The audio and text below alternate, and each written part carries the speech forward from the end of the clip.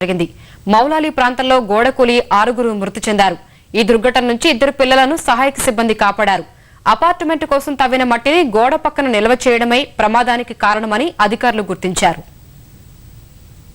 హైదరాబాద్ లో వరుస ప్రమాదాలు చోటు చేసుకుంటున్నా అధికారులు పాఠాలు నేర్వడం లేదు. ప్రభుత్వాల అంతులేని నిర్లక్ష్యం జనం ప్రాణాలు తీస్తోంది. మౌలాలి ప్రాంతంలో గోడ కూలడంతో 6 మృతి చెందారు. మరో 2 చిన్నారులు తల్లిదండ్రులను కోల్పోయి అనాథలుగా మిగిలారు.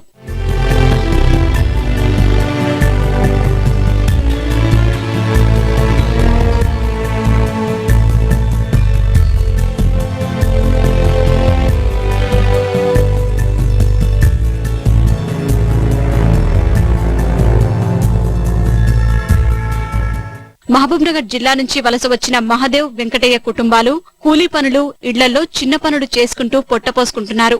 వీరుంటున్న గుడిసెల వెనకుండే గోడ సోమవారం అర్ధరాత్రి ఒక్కసారిగా కుప్పకూలింది. నిద్రలో ఉన్న 2 కుటుంబాల వారు మట్టిలో కూరుకుపోయారు. మహదేవ్, ఆయన భార్య పద్మ, పిల్లలు శివ, అనిల్ అక్కడికక్కడే మృతి చెందారు.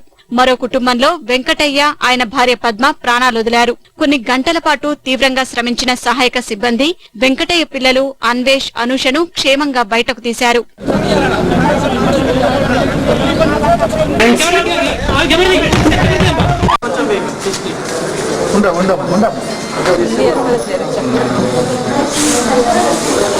ప్రమాదానికి కారణమైన గోడ వెనుక ఓ బహుళ అంతస్తుల భవన సముదాయం నిర్మాణంలో ఉంది.